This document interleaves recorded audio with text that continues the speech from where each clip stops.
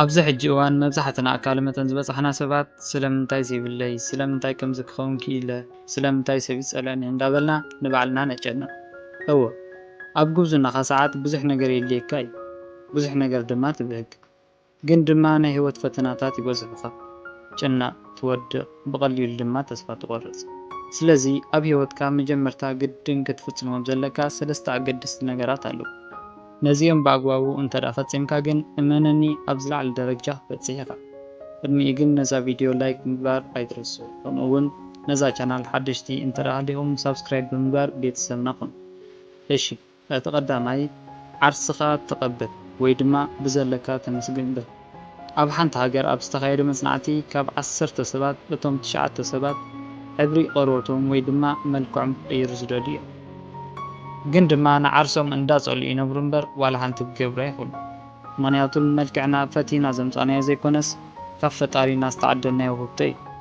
ነዚ ድማ ንስኻ ዘይፈተኸያ ነፍሲ ማንም ክፈትወልካ ኣይትፀበ ስለዚ ብዘለካ ሓጉስኩን ብማንነትካ ኩራዕ ፈጣሪኻ ድማ ኣመስግን ካልኣይ ኣይትታወኽ ወይ ድማ ኣይትቸኩል ንሕና ደቂ ሰባት ብባህሪና ብዓብይ ነገር ክንጅምር ኢና ንደሊ ንኸምኡ ድማ ኣቋራጭ መንገዲ ንፅበ ነገር ግን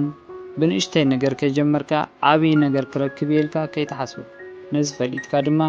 ብዘለካ ዓቕሚ ተጠቒምካ ሕጂ ጀምር ተስብ ንዓብይ ነገር ኣይትታወኽ መንገዱ እንተራሒስካዮ ኣብቲ እትደልዮ ምብፃሕኻ ኣይክተርፍን ሓደ ሰብ ብመኪና እንዳኸደ ነቲ ኣውቲስታ ከምዚ ክብል ይዛረቡ ሓወይ ተሃዊኸ ስለ ዘለኹ መኪናኻ ቀስ ኢልካ ግንሃያ ይብሉ እንታይ ንምባል ደልዩ ይመስለኩም እቲ ኣውቲስታ ድማ ብምግራም እንታይ ማለትካ እዩ ክብል ጠይቖ እወ እንተዳ ፈጢንካ ሓደጋ ከጋጥመና ይኽእል ስለዚ ካብ ዝሓሰብክዎ ይተርፍ ኣለኹ ማለት እዩ ክብል መለሰሉ እቲ ኣውቲስታ ድማ ተገሪሙ ቀስ ኢሉ ብምኻድ ኣብ ዝደለይዎ በፅሑ ማለት እዩ ኣብዚ ሕጂ ሰዓት ብዙሕ ነገር የድልየካ ይኸውን ናይ ባዕልኻ ስራሕ ገንዘብ ፍቕረኛ ሞባይል ኮታስ ብዙሕ ነገር የድልየካ ይኸውን ንኸምኡ ድማ ነዚኦም ክትረክብ ኢልካ ትህወኽ ብኣቋራፂ መንገዲ ክትረኽቦም ድማ ትደሊ ግን ሓደ ግዜ እኮ እቲ ዝዓበየ ኣቋራፂ መንገዲ ቀስ ኢልካ ምጓዓዝ ክኸውን ይኽእል ኣስተውዕል ንኣብነት ሓደ ሰብ ኣብ ጭቃ ዘለዎ ቦታ ጎዩ ክሓልፍ ይኽእል ድዩ ኣይኽእል እንተደልየ እውን እንዳወደቐ ክችገር እዩ ስለዚ ዘለካ መማረፂ ንኸይትወድቕ ቀስ ኢልካ ምኻድ ጥራሕ እዩ ከምኡ እውን ህውኽ እንተደኣ ኮንካ ሕማቕካ ዝደልዩ ሰባት ክጥቀሙልካ ይኽእሉ እዮም ብኸመይ እንተደኣ ኢልካኒ ህውኽ ስለዝኾንካ ካብ ኣፍካ ብዝወፁ ቃላት ወይ ድማ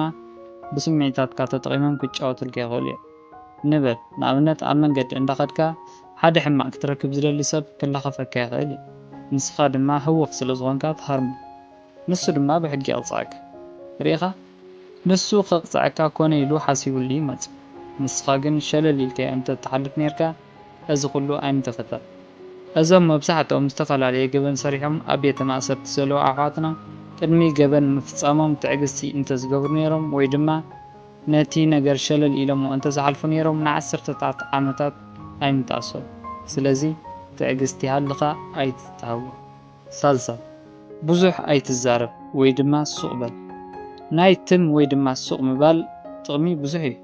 ካብኣቶም ድማ ተኣማንነት ትረክብ ብዙሕ ደላይኻ ይኸውን ብዝበለፀ ድማ ዓርስኻ ይትጎድእ ብዙሕ ዝዛረብ ብዙሕ ይጋገ ይበሃል ስለዚ ብዙሕ ስማዕ ግን ድማ ንእሽተይ ተዛረብ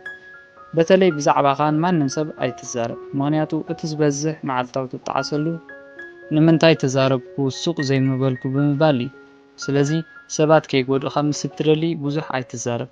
እንታይ ከም ዘለካ እንታይ ከም እትደሊ ካበይ ከም እትጅምር ናበይ ከም እትኸይድ ኮታስ ብዛዕባኻ ዝኾነ ይኹን ነገር ንኻሊእ ሰብ ኣይትዛረብ እንተደኣ ተዛሪብካ ግን ኣብ ሕድሕድ እትኸዶ መንገዲ ዕንቅፋት እንዳቐመጥካ ከም እትኸይድ ዘለኻ ኣይትረስዕ ኣምሓሩ እንታይ ይብሉ መሲልኩም አትናገር ብዬ ለጓደኛዬ ስነግረው አትናገር ብሎ ለጓደኛው ነገረው ይብሉ እንታይ ማለት ከይትዛረብ ኢለ ንዓርከይ ምስ ነገርክዎሲ ከይትዛረብ ኢሉ ድማ ንዓርኩ ነጊርዎ ስለዚ ካብዚ ኣይሓልፍን ኢልካ ዝተዛረብካዮ ዘረባ ኣብ ብዙሓት ሰባት ተበቲኑ ክትረኽቦን ከለኻ ከይትጠዓስ ተጠንቀቕ እዚ ክብል ከለኹ ግን ንካብ ልቢ እተኣምኖም ሰባት ኣየካትትን ተዘይኮይኑ ግን እቶም ዝበዝሑ ሰባት ብዛዕባኻ ኣይግድሰሙን እቶም ዝተረፉ ድማ ሓሊፍካዮም ክትከይድ ስለዘይደልዩ ምሶም እንዳማረርካ ክትነብር ጥራሕ እዩ ትምኒቶም ስለዚ መንገድኻ ንማንም ከይነገርካ ተጓዓዝ እሞ ሽዑ ዓወትካ ፈንፂሑ በዓል ደገ ክወፅእ أمباركس فتوى تغادلتي كابز مدب صبوت مرتراكم له أتكون تصفي قبر سبسكرايب لايك شير مقاري ترسعو كساب خالي مدب زملس سسنا هنا عقم تشاو.